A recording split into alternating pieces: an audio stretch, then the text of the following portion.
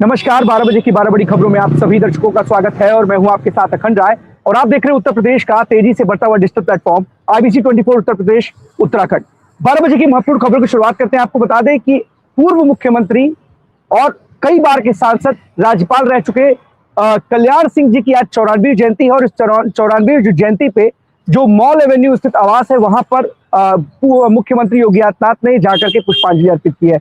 उन्होंने न सिर्फ पुष्पांजलि अर्पित की बल्कि उन्होंने उनके जीवन के बारे में बताया कि कितना उनका संघर्षशील जीवन था और किस तरीके से जब उन्होंने सत्ता संभाली थी, जब गुंडागर्दी थी, माफियागिरी थी, आतंकवाद था, तो किस तरीके से कल्याण सिंह ने बखूबी अपनी जिम्मेदारी निभाते हुए उन सबसे निपटा और यहां तक कि सत्ता को भी त्याग दिया। और राम जन्मभूमि के लिए जिस तरीके से राम मंदिर की लड़ाई के लिए उनकी एक अहम भूमिका नजर आई, उन्होंने सीधे तौर पर सत्ता को भी कुर्बान करना उचित समझा। कई सारी चीजें आज इस मौके पर मुख्यमंत्री योगी आदित्यनाथ ने कही। लेकिन एक खबर अमरोहा से आ रही है जो अपने आप में हैरान कर देने वाली है। किस तरीके से अमरोहा में एक ही युवक नहीं, कई युवक गाड़ी पर चढ़ करके नोटों की गड्डियां उड़ा रही है। रईस जादव का जो वीडियो है वायरल इस वक्त अमरोहा से, जहां पर एक गाड़ी पर चढ़ करके ये युवक है जो ना सिर्फ पैसे उड़ा रहे हैं, हुड़दंग करते नजर आ रहे हैं। सबसे बड़ी बात है कि अमरोहा में इससे पहले भी नवंबर में घटना आई थी कि जहां पर थार पर खड़े होकर के कुछ युवक इसी तरीके से नोटों की बरसात कर रहे थे। उसमें एक युवक फिसलते फिसलते बचा था। लेकिन अब एक नया मामला आया है जहां पर अमरोहा में कुछ रईस जादे गाड़ी से पैसों की बरसात करते हुए नजर आ रहे हैं। वो तस्वीरें आपको दिखाते सीधे अमरोहा से।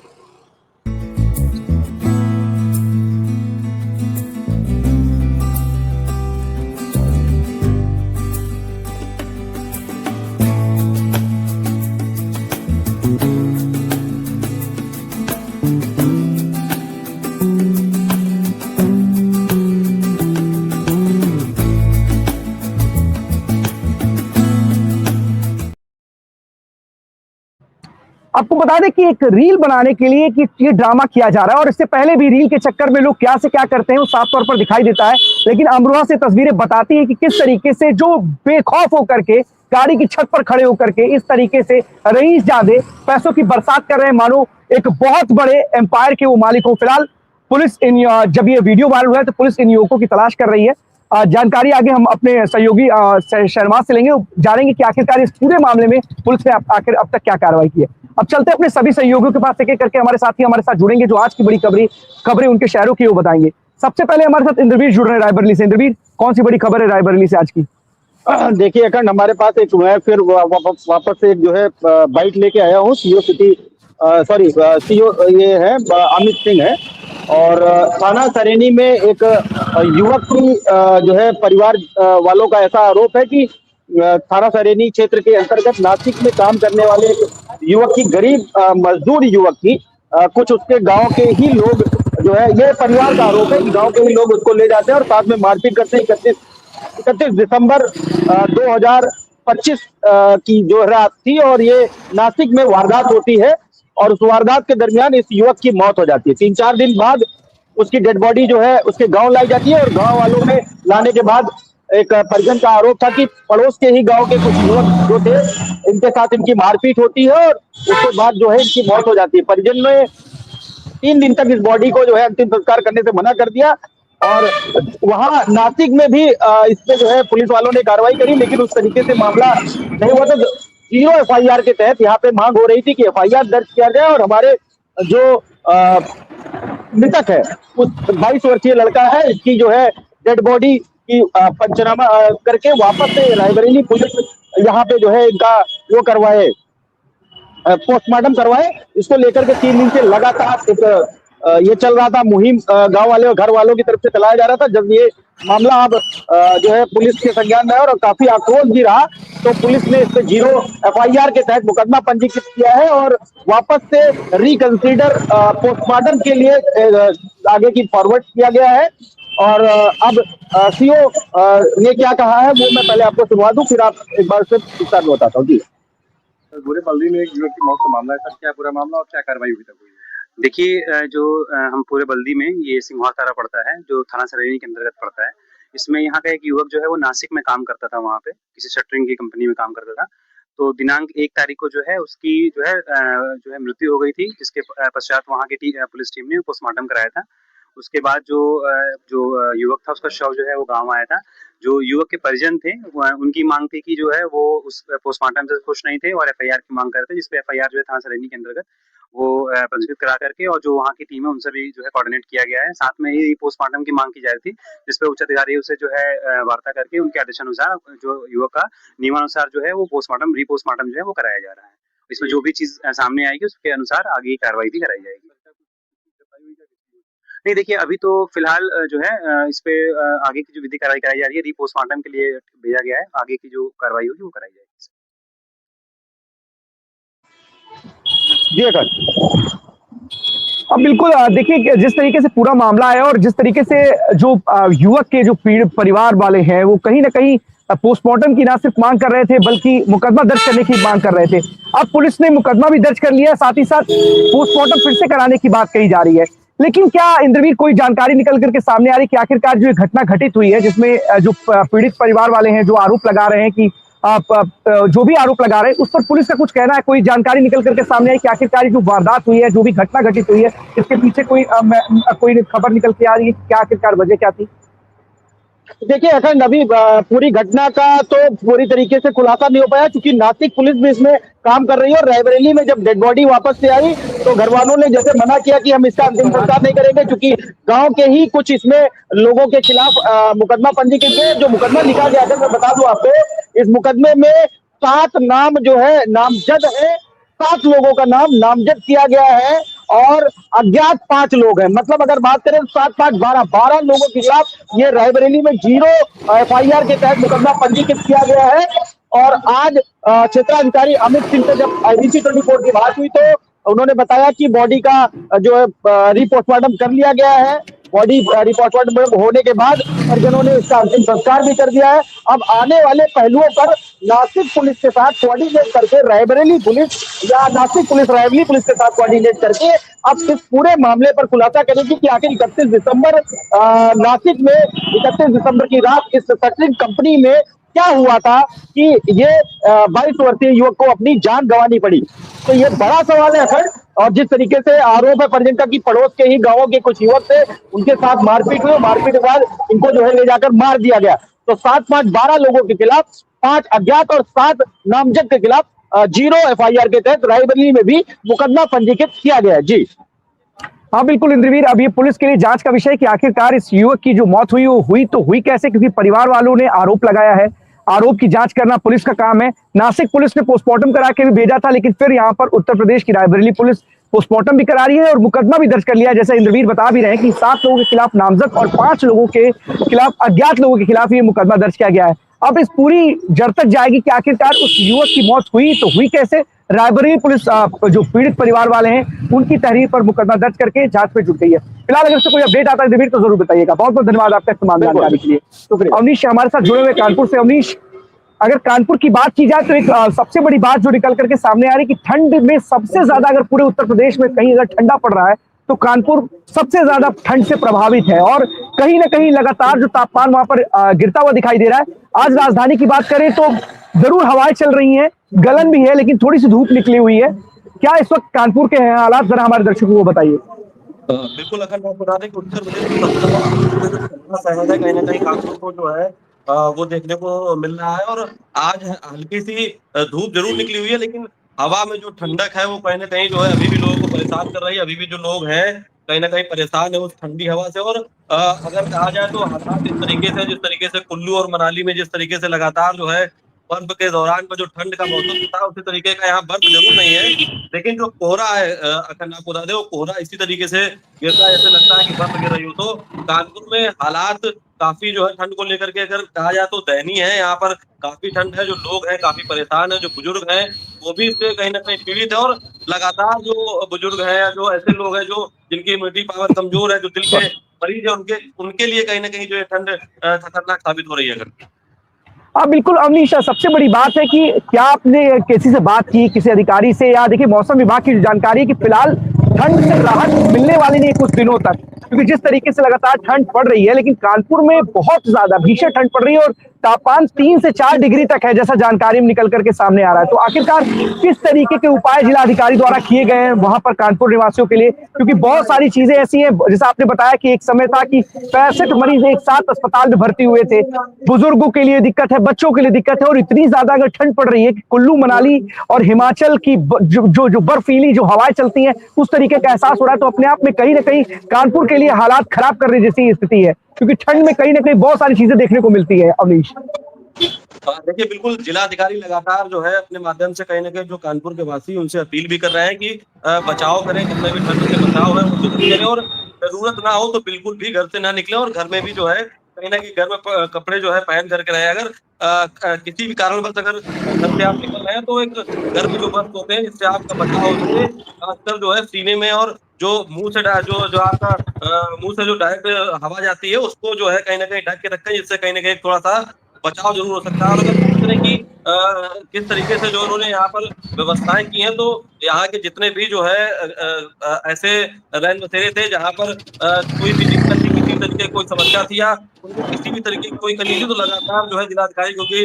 रैन-बसेरों की निरीक्षण भी कर रहे हैं, और उनके पास में अगर कोई रैन-बसेरे वाला या रैन-बसेरे से संबंधित कोई व्यक्ति पहुँचता है कि अगर कोई किसी भी तरीके की कमी भी बताता है, तो वहाँ पर कोई कमी ना हो, उसको लेकर के भी उन्होंने अधिकारियों को साफ तौर पर जो है निर्देशित किया हुआ है कि जो अधिकारी हैं स्वयं जाएँ, आस-पास के जितने भी उनके क्षेत्र के जो रैन-बसेरे हैं वहाँ जाएँ, और अगर ज़रूरत पड़ती है तो नए रैन-बसेरों का भी कहीं न कहीं निर्माण कराया जाए, कि जो एक फौरी तौर पे जो है किया जाता है, उस तरीके के रैन-बसेरों का भी जो है निर्माण करा के जो है बाहर से जो लोग आते हैं, क्योंकि आप लगातार देखते होंगे कि हर शहर में आपको कुछ ऐसे लोग मिलेंगे जो आज भी जो है खुले आसमान में अपनी रात बिताते हैं। उनके लिए भी कहीं न कहीं जो है नगर निगम की तरफ से भी जो है आग की व्यवस्था की जा रही है, और उनको मिले इस तरीके की व्यवस्था कहीं न कहीं जिलाधिकारी जो है उनके द्वारा किया जा रहा है।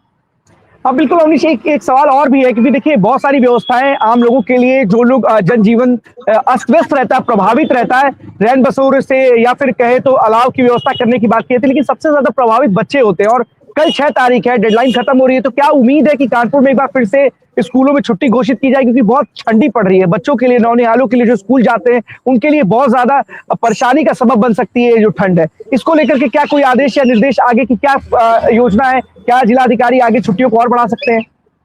बिल्कुल, जिस तरीके से ठंड है कहीं न कहीं बिल्कुल जो है इससे जो है छुट्टी बढ़ने का जो है संदेशा ज़रूर है, लेकिन आपको बता दें कि अखंड लगभग जो है स्कूलों ने यहाँ पर जो है विंटर वेकेशन जो है कर दिया, जो प्राइवेट स्कूल है, क्योंकि सरकारी स्कूलों में विंटर वेकेशन जैसी ऐसी सुविधाएँ नहीं है, वहाँ पर जो सरकारी तौर पे जो आदेश आते हैं उसी के अनुसार जो है कहीं न कहीं छुट्टियाँ दी जाती हैं। तो ये उम्मीद ज़रूर की जा रही है कि जिस तरीके से सीएम के द्वारा जो है 6 तारीख तक जो है आदेश दिया गया था, कहीं न कहीं यदि ये आदेश आता है तो जिलाधिकारी से जब मेरी बात हुई, तो उन्होंने कहा था अगर ठंड ज़्यादा रही तो कहीं न कहीं जो है एक आदेश ज़रूर पारित करेंगे, जिसमें ये जो छुट्टी का 6 तारीख का जो समय है इसको बढ़ा करके लगभग 10 तारीख या 12 तारीख तक किया जाना है। फिलहाल 14 तारीख तक विंटर वेकेशन लगभग सभी स्कूलों के हैं, तो अभी जो उम्मीद है कि 14 तारीख के बाद में थोड़ी-सी ठंड ज़रूर कम पड़ सकती है, और उसके बाद भी ठंड होती है तो कहीं न कहीं इस पर ज़रूर जो है जिलाधिकारी कोई न कोई बड़ा एक्शन लेंगे ठंड पर। हाँ बिल्कुल अवनीश, देखिए कई बार क्या होता है कि सरकारी आदेश जो होते हैं वो सरकारी स्कूलों तक सीमित रह जाते हैं। कई जगहों पर जो सरकारी विद्यालय होते हैं वहां पर तो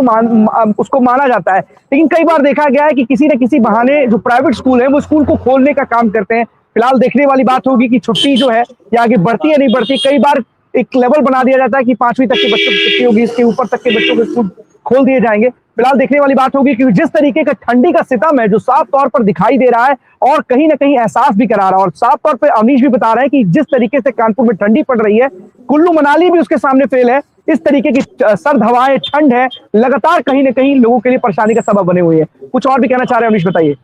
अखंड एक और खबर है कानपुर को लेकर के, वो भी आपको बताना चाहूँगा कि इस वक़्त जो है कहीं न कहीं जो यहाँ की मेयर हैं प्रमिला पांडे, और उनके जो बेटे हैं बंटी जो है पांडे, उनके खिलाफ में जो कहीं न कहीं जो यहाँ के भाजपा पार्षद है उन्होंने मोर्चा खोला हुआ है। उनका साफ तौर पर कहना है कि जो मेयर है उनके बेटे जो हैं उनके द्वारा पूरा नगर निगम चलाया जा रहा है। जो वो बोलते हैं, जो आदेश करते हैं उसी के अनुसार जो है नगर निगम में काम किया जाता है, और इससे कहीं न कहीं जो है जो भाजपा के पार्षद उनको भी समस्या हो रही है। लगातार जो है इस तरीके से ये बयानबाजी लगातार चल रही थी, लेकिन कल जब यहाँ पर जो यहाँ के प्रभारी मंत्री हैं योगेंद्र उपाध्याय यहाँ पर जब आए हुए, तो उस दौरान भी जो कुछ पार्षद हैं जो इसमें बगावत के तौर पे उतरे हुए हैं, उन्होंने साफ तौर पर जो है कहीं न कहीं उनके सामने भी प्रदर्शन करने का काम किया है। और भाजपा के पार्षद आपको बता दें कि लगातार उनका आरोप है कि जो एक एक नारा उठा था अखंड, अगर आपको याद होगा, बंटी टैक्स लेकर के जो है इस तरीके से कानपुर में एक नारा उठा था कि नगर निगम में बंटी टैक्स चलता है, अगर बंटी टैक्स कोई भी नहीं जमा करता है तो उसको किसी भी तरीके का कोई काम नहीं मिलता। क्योंकि आप जानते होंगे कि जो टेंडर की व्यवस्था है वो नगर निगम से कई जगह पे उठती है और उनके द्वारा ही कहीं ना कहीं पार्षदों की भी जो है, अगर कहा जाए तो जेब खर्च अगर कहा जाए तो कहीं ना कहीं चलती है।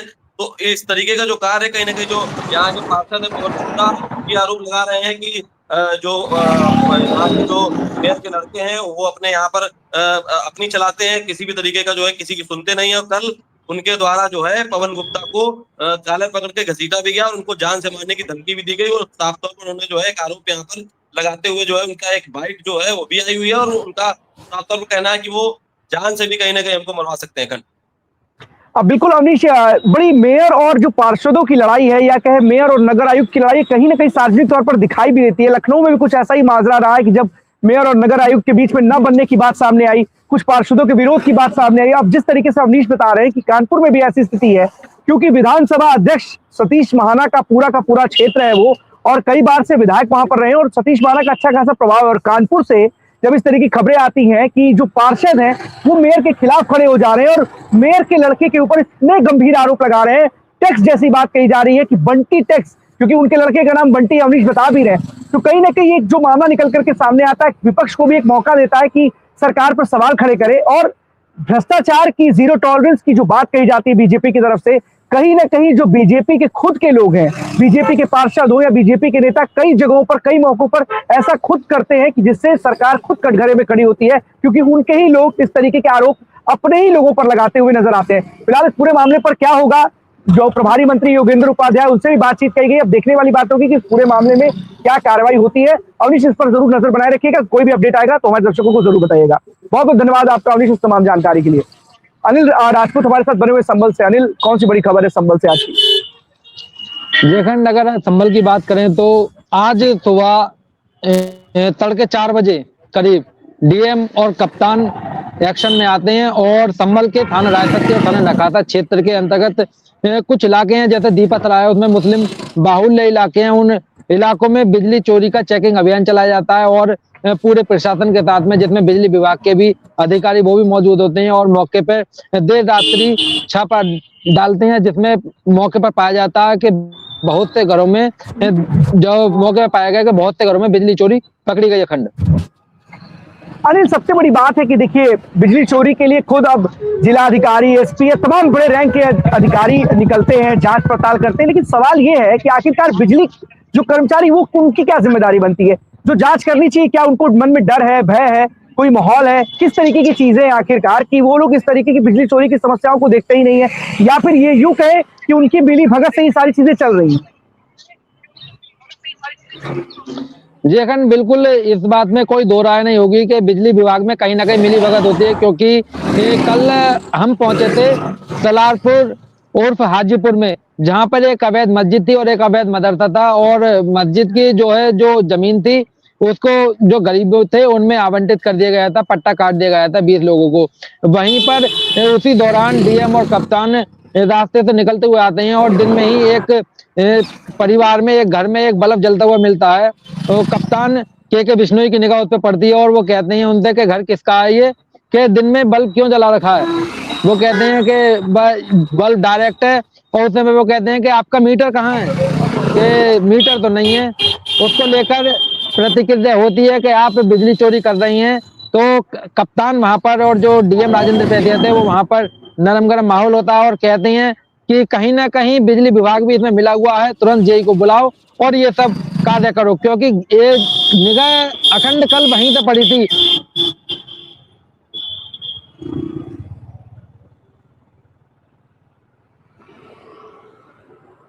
अब बिल्कुल अनिल, जिस तरीके से बता भी रहे हैं कि किस तरीके के हालात संभल में और किस तरीके से खुद जिला अधिकारी और एसपी ने कमाल संभाल रखी है और जगह जगह इस तरीके की घटनाएं हो रही है। देखिए किस तरीके से जब प्रशासन का डंडा चलता है उससे पहले लोग जागरूक होते हैं। अवैध जमीनों पर जिस तरीके से मस्जिद का भी निर्माण हुआ था उसको भी खुद से धराशायी किया लोगों ने। वहां पर जब प्रशासन की टीमें गई, कुछ जो अवैध निर्माण था उसको भी तोड़ा। तो आखिरकार जिस तरीके की चीजें अनिल बता रहे हैं कि लगातार संभल में एक के बाद एक जो अधिकारियों की निगाह पड़ रही है, जो अवैध चीजें उस पर निगाह पड़ रही है, उसे दुरुस्त किया जा रहा है। लेकिन सवाल यही है कि आखिरकार जिनके कंधों पर जिम्मेदारी है, जिनको दुरुस्त करना चाहिए, जिनको सही करना चाहिए था, क्या उनकी मिलीभगत है या फिर डर और भय और कम माहौल है कि आप लोग वहां पर कोई कार्रवाई करने से बचते हैं? इस तरीके की चीजें अधिकारी देख लेते हैं तो जो बिजली विभाग के जो कर्मचारी हैं, जो दिन रात इस जिनके कंधों पर जिम्मेदारी है कि चेक करने की, तो उनको नहीं दिखाई देता है। उनकी आंखें बंद हो जाती है क्या? दिन के उजाले में जब बल्ब जलता है तो उनकी आंखें बंद हो जाती है, उनके आंखों पर कहीं ना कहीं चमक पड़ जाती है, जिससे उनको नजर नहीं आता कि इस तरह की घटना घटित हो रही है। आखिरकार किस तरीके से सरकार को इतना ज्यादा राजस्व का क्षति पहुंचाई जा रही है? बिजली की सबसे बड़ी समस्या है। आपको एक बहुत बड़ी बात बता रहा हूं, अनिल की बात से इसको कंसीडर करते हैं। 1912 नंबर दे रखा है, 1912 पे आप अपनी शिकायत दर्ज करा सकते हैं। और सबसे बड़ी बात है कि 1912 पर शिकायत दर्ज होने के 10-15 दिन बीत जाने के बाद भी कार्रवाई नहीं होती है, लेकिन मैसेज जरूर आ जाता है आम इंसान के पास, शिकायतकर्ता के पास, कि आपकी जो प्रॉब्लम उसका सोल्यूशन हो गया है, बिना उसकी सहमति के, बिना उससे उस सहमति प्राप्त किए हुए। बहुत सारी चीजें होती है कि बिना उसके कंप्लेन के, ओटीपी के बगैर वो शिकायत को समाधान के लिए नहीं मैसेज आएगा। लेकिन आज भी वही स्थिति बनी है। राजधानी में जब हालात ऐसे हैं तो अनिल राजपूत जब संभल से बता रहे हैं कि वहां के कप्तान को दिखाई देता है कि दिन में बल्ब जल रहा है, उनकी आंखें पड़ जाती है, उस पर नजर पड़ जाती है, पर जो बिजली विभाग के कर्मचारी, उनकी नजरें तो अपने आप में ओझल, उनकी आंखों में पता नहीं क्या कोई बीमारी हो जाती है, उनको ये दिखाई नहीं देता। अनिल, क्या इन कर्मचारियों पर कोई कार्रवाई नहीं होनी चाहिए? जितनी जिम्मेदारी उन लोगों की है जो इस तरीके से गलत अवैध तरीके से बिजली को इस्तेमाल कर रहे हैं, क्या उन कर्मचारियों की जिम्मेदारी नहीं बनती है? उनके खिलाफ कोई कार्रवाई नहीं बनती है क्या कि इस तरीके से लोगों को अवैध तरीके से वहां पर बिजली चल रही है? तो जखन बिल्कुल जो इस तरह की लापरवाही बरतते हैं और जो बिजली विभाग इस तरह की घटनाएं सामने आ रही है बिजली विभाग की, तो कहीं ना कहीं डीएम का कहीं ना कहीं इस तरह का एक्शन होना चाहिए कि जो इस चीज में लिप्त हैं उन पर सख्त से सख्त एक्शन होना चाहिए और कार्रवाई होनी चाहिए। क्योंकि अखंड डीएम और कप्तान की खुद निगाह पड़ती है कि उस घर में एसी और काफी सारी चीजें थी जो कि ना ही मीटर ना ही कुछ वो चल रहा। तो इस चीज को साफ कहीं ना कहीं देखा जाता है कि कोई ना कोई बिना मिली भगत के कैसे पूरे दिन दहाड़े और पूरी रात्रि में बिजली चोरी चल रही है। यही तो दिक्कत है कि जिसके ऊपर लोड डालना, लोड डालते रहिए, उनसे बिजली की यूनिट दर बढ़ाते रहिए, उनसे वसूलते रहिए। और जो इस तरीके के लोग हैं जो अवैध तरीके से बिजली का इस्तेमाल कर रहे हैं, उनके खिलाफ कोई कार्रवाई नहीं। और जिनकी मिली भगत से इसका इस्तेमाल करवाया जा रहा है, उनके खिलाफ भी कोई कार्रवाई नहीं। बोझ किसके ऊपर है? जो ईमानदार है, जो उपयोग कर रहा है, उसका बिल पे कर रहा है, उसकी बिजली काट दी जाती है बिना किसी जानकारी के। और जब किसी बिजली काटने के लिए कोई आवेदन दिया जाता है तो उसमें महीनों लग जाते हैं काटने में, ना जाने क्यों, क्योंकि किसकी मिली भगत से काम हो रहा होता है, चल रहा होता है, देखा जाता है। फिलहाल अनिल इस पर नजर बनाए रखिएगा और देखिएगा कि पूछिएगा एक सवाल जो भी जरूर कहते हैं कि जिम्मेदार अधिकारी है, जिनके कंधों पर जिम्मेदारी, उनसे पूछिए कि आखिरकार वो शिकायत, जो आरोपी है जिसने अवैध तरीके से इसका इस्तेमाल किया, अगर उसके खिलाफ कार्रवाई हो रही है तो जिसके कंधे पर जिस उस इलाके की जिम्मेदारी, उसके खिलाफ कार्रवाई क्यों नहीं हो रही है? इसका जरूर जवाब दीजिएगा। बहुत बहुत धन्यवाद आपका अनिल, इस तमाम जानकारी के लिए। आदर्श हमारे साथ हरदोई से बने हुए। आदर्श, कौन सी बड़ी खबर है?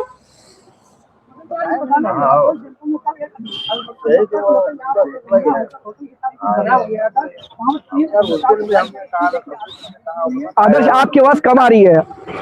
आदर्श, आपकी आवाज कम आ रही है। दूसरी तरफ से आवाज ज्यादा आ रही है, आपकी कम आ रही है।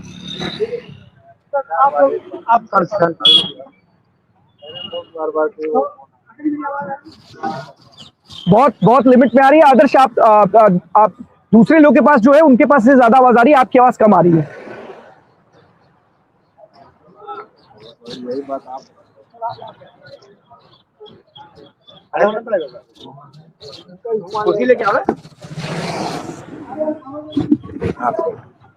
आप बताइए आदर्श, बताइए।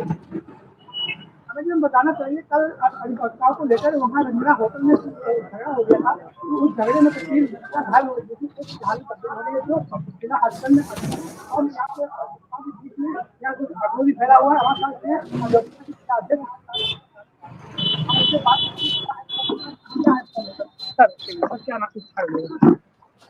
सर, क्या है पूरा मामला? ये देखिए, कल शाम को हमारे अधिवक्ता दीपक पाल के ऊपर जानलेवा हमला किया गया और ये हमला रंजना होटल के मालिक और उनके कर्मचारियों द्वारा किया गया, जिसमें वो गंभीर रूप से घायल हैं और बेहोशी की हालत में उनके साथी लोग उनको ले गए, मेडिकल कॉलेज में एडमिट कराया। जहां उनका इलाज अभी चल रहा है। इस समय भी उनकी हालत बहुत नाजुक बनी हुई है। इस घटना की FIR हम लोगों ने दर्ज करा दी है कोतवाली में, और FIR दर्ज कराने के बावजूद भी अभी तक किसी भी अभियुक्त की गिरफ्तारी नहीं की गई। इस बात के लिए अधिवक्ताओं में बहुत ज्यादा आक्रोश है, और इसीलिए हम लोगों ने आज न्याय कार्य से विरत किया है, एक दिन की संकेत हड़ताल की है, और पुलिस प्रशासन को 24 घंटे का अल्टीमेटम दिया है कि 10 बजे तक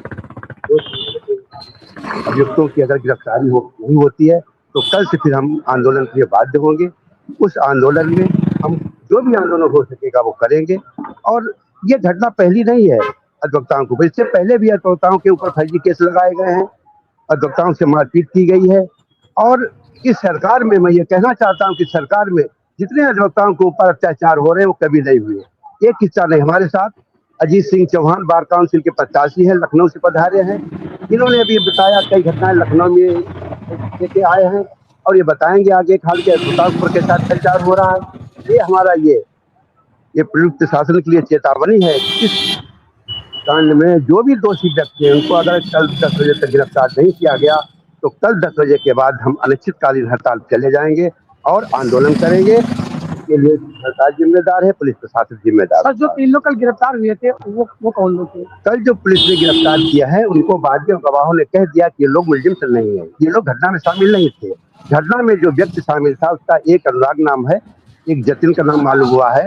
अनुराग की फोटो मैंने सेंड कर दी थी कोतवाल साहब को व्हाट्सएप, और उनको बता दिया कि असली मुलजिम है। अभी कोतवाल ने जानकारी हमको दी है कि जतिन नाम का व्यक्ति गिरफ्तार किया गया है, लेकिन अभी उसका चालान नहीं किया गया। जब तक चालान नहीं आता है दोषी लोगों का तब तक हम लोग काम नहीं करेंगे, और कल से हमारा आंदोलन हम ये चाहते हैं कि शीघ्र शीघ्र उनकी गिरफ्तारी हो और उनका चालान किया जाए, कठोर उनको दंड मिले। तो अखंड जी, ये बहुत बड़ी घटना है जिसमें वकील लोग काफी क्या इस पूरे मामले पे आपने क्या पुलिस अधिकारियों से बातचीत की? आदर्श, आखिरकार क्या मामला है? क्योंकि जिस तरीके से अधिवक्ता ये आरोप लगा रहे हैं कि पुलिस कार्रवाई नहीं कर रही है और कार्य बहिष्कार की बात भी कर रहे हैं, तो क्या आपको लगता है कि पुलिस ने अगर कार्रवाई नहीं की है, आंदोलन की भी बात कह रहे हैं, तो पुलिस ने इस पूरे मामले पर क्या किया है? उनकी तरफ से क्या प्रतिक्रियाएं आई? अगर हम बात करें तो उनको जरूरत नहीं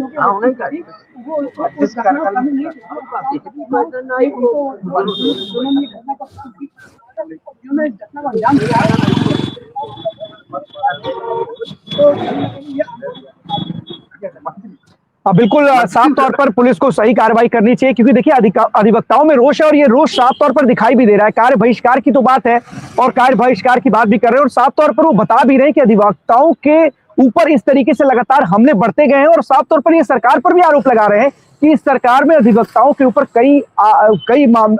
कई अपराध उनके साथ घटित हुए हैं। तो कहीं ना कहीं पुलिस को इस पूरे मामले में संज्ञान लेकर के जल्द से जल्द कार्रवाई करनी चाहिए, और अधिवक्ताओं से संबंधित ये पूरा मामला है, जो भी उचित कार्रवाई हो उन लोगों के खिलाफ जरूर करना चाहिए जिन्होंने इस तरीके गलत कृत्य को किया है।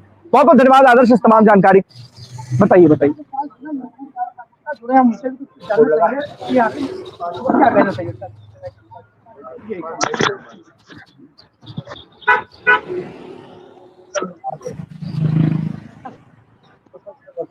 कल रात को हमें जैसा कि हरदोई के सम्मानित अधिवक्ताओं द्वारा पता चला है कि एक होटल कर्मचारियों द्वारा जो है हमारे 3 सम्मानित अधिवक्ताओं के साथ दीपक पाल जी, रोहित सिंह और पाठी जी, उनके साथ होटल कर्मचारियों द्वारा जो है बर्बरतापुर उनके साथ जो है घटना कारित करी जाती है, जिसमें जो हमारे एक साथी अधिवक्ता दीपक पाल जी गंभीर रूप से घायल हैं। यहाँ के हमारे जो अध्यक्ष जी और उनके सभी सम्मानित अधिवक्ताओं द्वारा जो है मुकदमे का जो है FIR दर्ज करा दी गई है, लेकिन पुलिस प्रशासन की सह पे होटल कर्मचारियों द्वारा ऐसी घटना कारित करी जाती है, जिसके लिए वो लोग मुख्य जो भी आरोपी होते हैं उनको बचाने की नीयत से ऐसे लोगों को अरेस्ट करने का काम करते हैं जो उस घटना में कारित नहीं होते। कहीं ना कहीं होटल कर्मचारियों का और पुलिस कर्मियों की मिलीभगत है, इसलिए हमारे अध्यक्ष जी द्वारा और सभी सम्मानित अधिवक्ताओं द्वारा 24 घंटे का अल्टीमेटम पुलिस प्रशासन को दिया जाता है। इस घटना को कारित करने वाले जो भी व्यक्ति हैं उनका अगर उनकी गिरफ्तारी कर उनको जेल नहीं भेजा गया तो एक बृहद आंदोलन होगा, और 24 घंटे के अंदर जैसा कि अभी अध्यक्ष जी द्वारा बताया गया कि जिस तरह का भी आंदोलन की आवश्यकता होगी, चाहे रोडों पे धरना देना पड़े या चाहे जितना बड़ा आंदोलन करना पड़े, हम आंदोलन करेंगे। लेकिन ऐसी घटना कारित करने वाले लोगों को सख्त से सख्त सजा दिलाई जाने के लिए हम लोग लगातार संघर्ष करते रहेंगे। हम चाहते हैं और हम इस मंच के माध्यम से और आपके प्रेस के माध्यम से पुलिस कमिश्नर या यहाँ जो भी पुलिस कप्तान है उनको चेतावनी देना चाहते हैं कि 24 घंटे के अंदर जो भी होटल कर्मचारी रहे हो, चाहे वो जितने सशक्तिशाली रहे हो, चाहे आपके प्रभाव उनका चाहे जितना हो, आप उनकी गिरफ्तारी कर उनको जेल भेजने का काम करें। नहीं तो आप इसका जो है कितना हर्जाना भुगतना पड़ेगा, इसके लिए आप सोच नहीं सकते हैं। आपके साथ हरदोई जनपद के साथ साथ हमको नहीं लगता है कि उत्तर प्रदेश का एक एक अधिवक्ता इस संघर्ष में साथ रहेगा, क्योंकि आए दिन जिस प्रकार से पूरे उत्तर प्रदेश में अधिवक्ताओं के साथ ऐसी घटनाएं कारित हो रही हैं, तो कहीं ना कहीं इसका निदान होना चाहिए। हम लोग चाहते हैं कि इसकी जो है तत्काल पूर्व इसकी गिरफ्तारी होनी चाहिए, नहीं तो एक और आंदोलन किया जाएगा। तो अगर देखिए यहाँ पे कई अधिवक्ता हो सभी आक्रोशित हैं। अब आप देख सकते हैं, हम आपको चैनल के माध्यम से दिखाना चाह रहे हैं, ये सभी बैठे हैं। और हम बताना चाह यदि साफ साफ यहाँ पर अधिवक्ताओं कहना, यदि इनकी गिरफ्तारी नहीं लिया, इनको न्याय नहीं मिला तो आंदोलन। बिल्कुल आदर्श, सही जिस तरीके से बता भी रहे हैं और साफ तौर पर कहीं ना कहीं इनके मन का जो रोष है, आक्रोश है, वो साफ तौर पर दिखाई दे रहा है। तो इसको लेकर के संबंधित अधिकारियों से बात कीजिएगा, पुलिस अधिकारियों से पूछेंगे कि आखिरकार इस पूरे मामले में आप तक पुलिस ने क्या कार्रवाई की है। बहुत बहुत धन्यवाद आपका इस तमाम जानकारी के लिए आदर्श। एक और खबर है राजधानी लखनऊ से, जहां पर बताइए बताइए।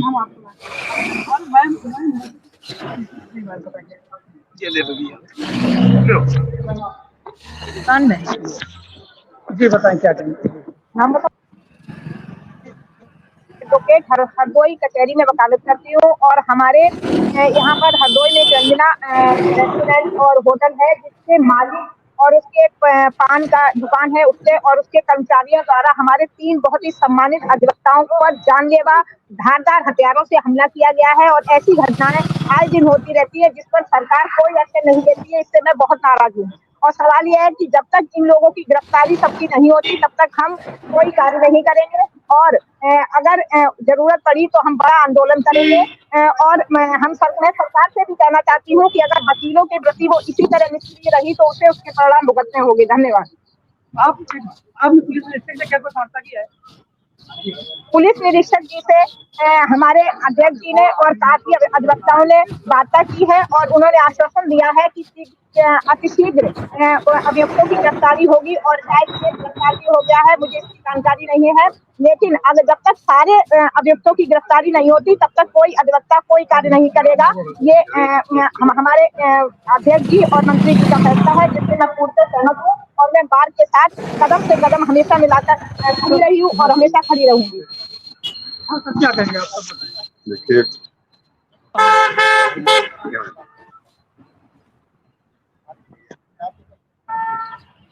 मेरा नाम सूरजपाल सिंह एडवोकेट, मैं हरदोई में विगत 37 वर्षों से प्रैक्टिस कर रहा हूँ।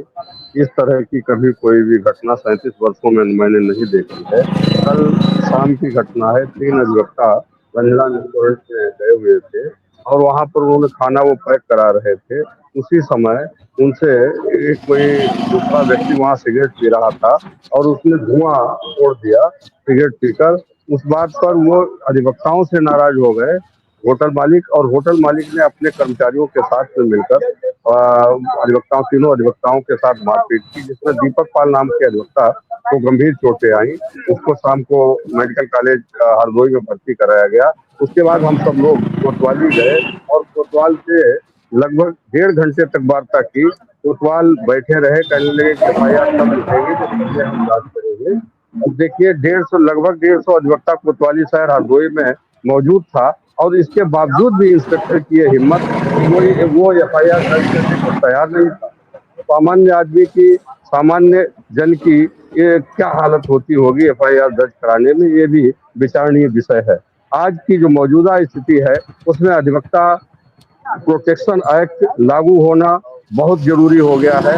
अधिवक्ताओं के साथ जो बर्बरतापूर्ण व्यवहार हो रहा है, जो उनके साथ अत्याचार हो रहा है, जो उनका शोषण हो रहा है, उसको रोके जाने के लिए अधिवक्ता प्रोटेक्शन एक्ट लागू होना बहुत जरूरी है।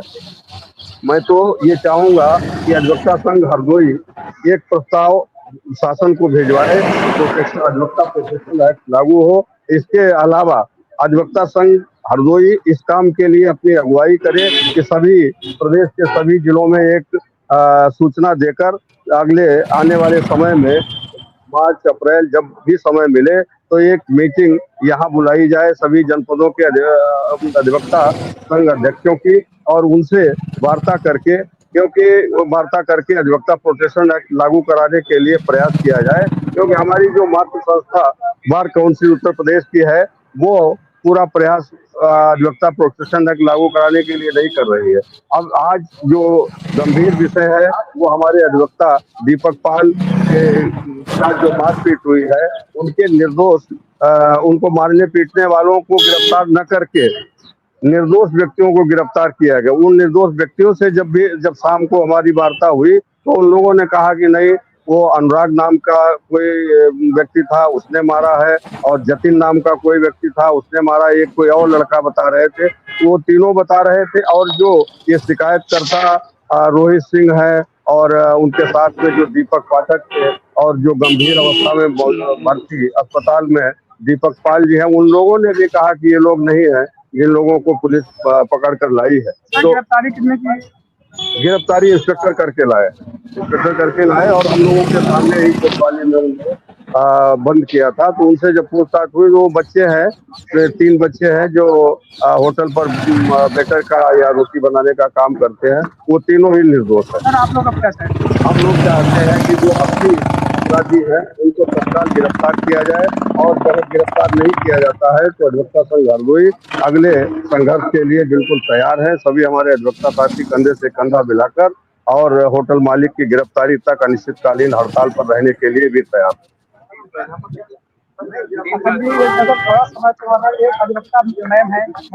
आदर्श क्योंकि इसको एक स्टोरी बनाइएगा, क्योंकि बिल्कुल सही बात है, अब समय भी हो रहा है क्योंकि हमारे और भी साथी अन्य लाइन में है, तो इस पर स्टोरी करिएगा। बिल्कुल उच्च अधिकारी से बातचीत करिए कि आखिरकार इतना रोष है, इतना आक्रोश है अधिवक्ताओं में, आप आखिरकार कार्रवाई क्यों नहीं कर रहे हैं? क्या किसी आंदोलन का इंतजार कर रहे हैं क्या? जिनकी तरफ से चेतावनी दी जा रही है तो किस बात के लिए, क्यों दे रही है, इस पर जरूर बातचीत कीजिएगा। बहुत बहुत धन्यवाद आदर्श, और एक स्टोरी फाइल कर लीजिए इस पर, क्योंकि हमारे और अन्य साथी भी हैं तो उनको भी लेना है। बहुत बहुत धन्यवाद आदर्श इस तमाम जानकारी के लिए आपका। इमरान हमारे साथ बने हुए बिजनौर से। इमरान, कौन सी बड़ी खबर है बिजनौर से आज की? देखिए अखंड, मैं आपको बता दूं, बिजनौर के जिला मेडिकल कॉलेज की खबर है, और ये जो है पिछले 2 दिन से चर्चाओं में चल रहा है, क्योंकि बिजनौर के में जो है बिजनौर मेडिकल कॉलेज में एक कमरा नंबर 25 है जिसमें जो है टीवी के डॉक्टर बैठते हैं, और डॉक्टर रोहित, जिनकी जगह पे डॉक्टर रोहित ने एक फर्जी डॉक्टर जो कि जिसके पास कोई डिग्री नहीं है, लगभग 15 दिन से उससे इलाज कराया जा रहा था। और कहीं ना कहीं डॉक्टर रोहित जो है अपना कहीं प्राइवेट क्लिनिक पे कहीं अपना जॉब कर रहे हैं या कहीं और चला रहे हैं, और डॉक्टर रोहित की जगह पर जो है ये फर्जी डॉक्टर बैठा हुआ था। जब शक होने पर सहयोगी डॉक्टरों ने, डॉक्टर राजीव रस्तोगी और फार्मासिस्ट स्टाफ ने जो है वहां आकर देखा तो वो अकेले ही फर्जी डॉक्टर बैठा था। उससे पकड़ने के बाद उससे पूछताछ की तो उसके पूछताछ में उसने कुछ नहीं बताया। उसके बाद जो है आनंद फानंद में वहां काफी लोग इकट्ठा हो गए, अस्पताल का स्टाफ, और इकट्ठा होने के बाद जो है उस डॉक्टर से काफी घंटे पूछताछ करने के बाद जो है वो डॉक्टर मौका देखकर वहां से फरार हो गया। जबकि डॉक्टर रोहित को भी फोन लगा करके पूछा गया तो डॉक्टर रोहित का साफ तौर से कहना था कि हाँ, ये जो है मैंने मुझसे पूछ के बैठा है, लेकिन मैंने इसके साथ में जो है एक सहयोगी डॉक्टर को और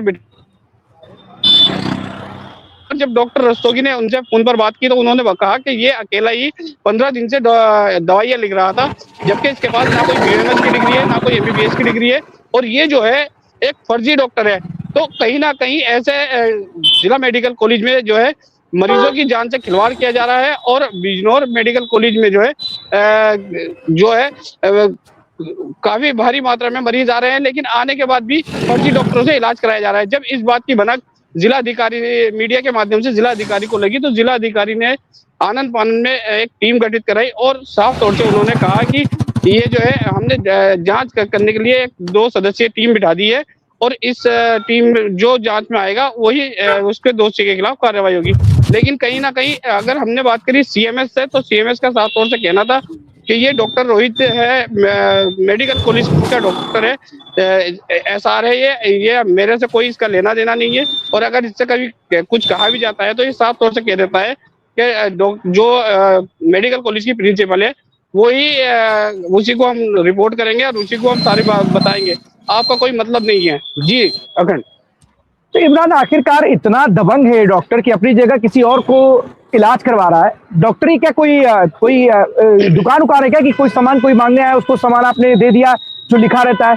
डॉक्टर का पेशा एक ऐसा पेशा है जो जिम्मेदारी वाला पेशा होता है, जो लोगों का इलाज करता है। और वहां पर इस तरीके से अपनी जगह पर किसी और को भेज देना, उसके साथ किसी सहयोगी को बैठा देना, क्या कोई यहाँ पर कोई ऐसा चल रहा है क्या कि मेरी नौकरी की जगह पे मैं किसी और को भेज दे रहा हूँ? कि क्या तरीका है? और अगर आपकी बात तो नहीं सुन रहा है तो उसके खिलाफ विभागीय जांच की बात कही गई, या फिर मेडिकल कॉलेज में इस तरह की कंप्लेंट की गई, किसी से कंप्लेंट की गई कि आखिरकार ये कह देने से, ये पल्ला झाड़ लेने से हो जाएगा कि वो कहता नहीं है, हम बस सुन के चुपचाप बैठ जाते? ये कैसे चलेगा भाई? आप लोग जिम्मेदार अधिकारी हो और अगर आप लोगों की बात नहीं सुनता कोई, आप उसके खिलाफ कोई कार्रवाई नहीं कर सकते, तो काहे के लिए आप लोग अपने पद पर बैठे? जो डॉक्टर जिसके कंधों पर जिम्मेदारी है लोगों को इलाज करना, वो कहीं और बैठ करके इलाज कर रहा है, वो किसी और को अपनी जगह भेज दे रहा है, उसको पता नहीं है कि वो सही है कि गलत है, उसको कुछ जो वो इलाज कर भी रहा है उसको उसके बारे में जानकारी तक नहीं है। तो आखिरकार ये कौन सा धंधा चल रहा है वहां पर कि लोगों को जानकारी तक नहीं है? देखिए अखंड, मैं आपको बता दूं, ये जो है मेडिकल कॉलेज और जिला अस्पताल दोनों एक ही जगह है। जब से ये मेडिकल कॉलेज जिला अस्पताल को मेडिकल कॉलेज में कन्वर्ट किया गया है, तब से ये सारा ड्रामा जो है चल रहा है। क्योंकि आए दिन कभी डायलिसिस की शिकायत आती है कि डायलिसिस पे जो है डॉक्टर बिना डिग्री का बैठा है, कभी ये OPD से शिकायत आती है कि बिना डिग्री के डॉक्टर है।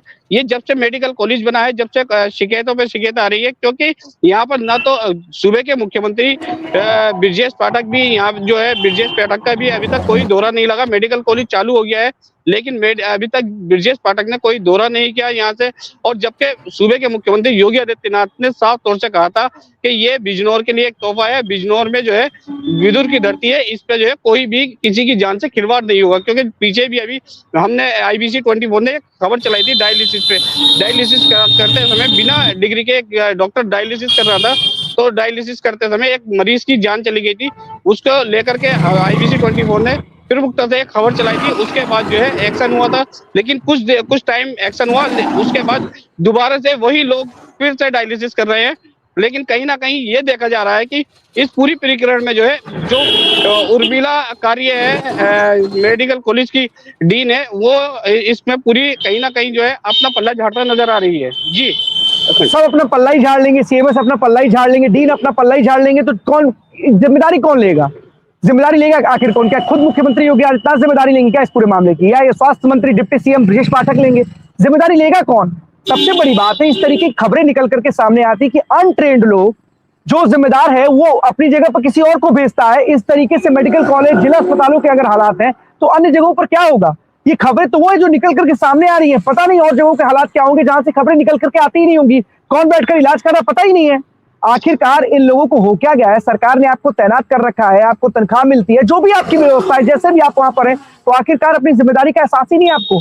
और जिन लोगों से शिकायत की बात कही जा रही है उनसे पूछा जा रहा है तो कोई पल्ला झाड़ने की बात कर रहा है, कोई कह रहा है वो हमारी सुनता ही नहीं है। तो आखिरकार अपने पद पर आप क्या बैठे हैं जब आपकी सुन ही नहीं रहा है कोई आपके ऊपर उच्च अधिकारियों की, उनसे शिकायत करिए, इसकी विभागीय जांच की बात करिए। पर इसी तरीके से अगर इसी धरने से काम चलता रहेगा कि अनट्रेंड लोग, अनप्रोफेशनल लोग, बिना डिग्री वाले लोग इसी तरीके डायलिसिस करते हुए नजर आएंगे, इसी तरीके इलाज करते हुए नजर आएंगे, इसी तरीके के लोगों को दवाइयां लिखते हुए नजर आएंगे, तो उनका इलाज कैसे होगा? उनकी समस्याएं दूर होंगी, उनकी बीमारी दूर होगी कि और भी बढ़ जाएगी? आखिरकार ये जब हाल है जिला मेडिकल कॉलेज का या अस्पतालों का या जो भी जगह, जो भी जहां पर इस तरीके से जो डॉक्टर इलाज कर रहे हैं वो लोगों की जिंदगियों के साथ पूरी तरीके से खिलवाड़ कर रहे हैं। इमरान, इस पूरी घटना पर जिम्मेदार से बयान लीजिए और कहिए कि क्या ऐसे पल्ला झाड़ लेने से आपकी जिम्मेदारी खत्म हो जाएगी, या आपकी जो जिम्मेदारी बनती है क्या जिम्मेदारी पूरी हो जाएगी? कैसे काम चलेगा अगर इस तरीके के जो डॉक्टर हैं उनके खिलाफ क्या कार्रवाई हो रही है? इस पर जरूर हमारे दर्शकों को अपडेट दीजिएगा। लेकिन इमरान ने जिस तरीके की खबर बताई है ना, बताइए। देखिए अगर मैं आपको बता दूं कि ये जिस वक्त ये पूरा खुलासा हुआ था फर्जी डॉक्टर का, तो वहां पर डॉक्टर राजीव रस्तोगी ने पूरा उस डॉक्टर से बात की थी और वीडियो में भी डॉक्टर राजीव रस्तोगी ही दिख रहे हैं। लेकिन कहीं ना कहीं डॉक्टर राजीव रस्तोगी का साफ तौर से कहना है कि देखिए, मैंने खुद ने पर्सनली डॉक्टर राजीव रस्तोगी को फोन करके फोन से बात की थी, तो उनका साफ तौर से कहना था कि इमरान देखिए ये पूरा एक बड़ा मामला है और इस जब से ये मामला है मेरे पास कम से कम सुबह से कई फोन आ गए हैं कि आप ये इस मामले में क्यों घुसे हो, इस मामले में क्यों कूदे हो। तो कहीं ना कहीं डॉक्टर राजीव रस्तोगी को भी जो है डराने की और उनको भी धमकाने की कोशिश की जा रही है। लेकिन डॉक्टर राजीव रस्तोगी का साफ तौर से कहना है कि आप लोग अगर मीडिया अगर उजागर करेगी तो ये बहुत बड़ा खुलासा इस मामले में उजागर होगा। जी, खुलासा आपको भी करना होगा और आपकी जिम्मेदारी बनती है। और डरने और कोई धमका रहा है तो उसकी भी शिकायत कीजिए ना। कौन डरा और धमका रहा है आपको? आप इतने बड़े अधिकारी हैं, अगर है भी आप और आपको और कोई डरा रहा है, धमका रहा है, आपको परेशान कर रहा है तो उसकी बात कीजिए, अपने उच्च अधिकारियों को बताइए, मुख्यमंत्री तक के आप अपनी बात बताइए। नहीं होता, जो भी जिम्मेदार लोग होते हैं उन तक तो अपनी बात पहुंचाइए। पर अगर आप डरने और धमकी की वजह से किसी के ऊपर कार्रवाई करने से बचेंगे, अपनी जिम्मेदारी से पीछे हटेंगे तो भी सवाल खड़े होंगे। लेकिन इतना जरूर है, इमरान पूछेगा आखिरकार जो डरा रहे धमका रहे उनका भी तो नाम बताइए कि कौन आपको डरा और धमका रहा है, क्यों नहीं आप कार्रवाई करने में आगे आ रहे हैं। ये सारे सवाल का जरूर जवाब दीजिएगा और पूछेगा कि आखिरकार अगर जिसकी जिम्मेदारी है वही अपने कदम पीछे खींच लेगा तो कार्रवाई कौन करेगा। इस सवाल का जरूर जवाब दीजिएगा इमरान। बहुत बहुत धन्यवाद इमरान इस तमाम जानकारी के लिए आपका। लेकिन बहुत बड़ी खबर इमरान बता रहे थे कि किस तरीके से जिला अस्पतालों के हालात है, जिला मेडिकल कॉलेज के इस तरीके के हालात है जहां पर जो जिसको इलाज करना चाहिए था उसकी जगह कोई और इलाज कर रहा है और कार्रवाई के नाम पर लोग पल्ला झाड़ते हुए नजर आ रहे हैं। सारे के सारे लोगों की यही स्थिति है। फिलहाल इमरान इस पूरे खबर पर नजर बनाए रखेंगे और क्या अपडेट है वो भी हमारे दर्शकों को जरूर बताएंगे। लेकिन इतना जरूर है कि आज लखनऊ के एमपी एमएलए कोर्ट में राहुल गांधी से जुड़े हुए मामले की आज कहीं ना कहीं सुनवाई है। इसके बाद कोर्ट ये तय करेगा कि इस मामले में जो शिकायत करता है उसकी जांच, उसकी जो उसने आरोप लगाए उसमें कितने ज्यादा किस तरीके की कार्रवाई बनती है, आगे इसको आगे ले जाना है या फिर इसको यहीं पर खारिज कर देना। आज शायद इस पूरे मामले पर कहीं ना कहीं एमपी एमएलए कोर्ट आगे की जो दिशा है समीक्षा करने के बाद तय कर सकता है। तो कहीं ना कहीं आज का बड़ा दिन है। और ये जो शिकायत करता है इसने मानहानि का पूरा आरोप लगाया था, क्योंकि चीन से जब हमारे भारतीय सैनिकों की जब झड़प हुई थी उसको लेकर के भारत जोड़ो यात्रा के दौरान राहुल गांधी ने, जो कि नेता प्रतिपक्ष है, उन्होंने कुछ बयान दिया था जिसके बाद शिकायतकर्ता ने याचिका डाली थी। और इसी मामले में लखनऊ के एमपी एमएलए कोर्ट में आज सुनवाई है। इस मामले में क्या दिशा निर्देश आज एमपी एमएलए कोर्ट देती है ये देखने वाली बात होगी। एक और खबर है सुल्तानपुर से एक लाख के इनामी जो अपराधी है आजम, जो जिसके ऊपर 17 मुकदमे दर्ज थे, गैंगरेप का मुकदमा दर्ज था, उसको आज एनकाउंटर में ढेर कर दिया गया है। आजम उसका नाम बताया जा रहा है और 1 लाख रुपए का ये इनामी बदमाश था जो कहीं ना कहीं पुलिस की मुठभेड़ में जिसकी मौत हो गई है। तो लगातार अपराधियों के खिलाफ वो उत्तर प्रदेश पुलिस अभियान चला रही है और इस अपराधी हैं कहीं ना कहीं पुलिस की गिरफ्त में आ रहे हैं और बहुत सारे अभियान पुलिस की तरफ से चलाए जा रहे हैं इन अपराधियों को पकड़ने के लिए और इसमें कई अपराधियों की मौत भी हो गई है। तो 12 बजे 12 बड़ी खबरों में आज के लिए बस इतना ही। कल हम आपके सामने फिर से होंगे हाजिर, तब तक के लिए दीजिए हमें इजाजत। धन्यवाद।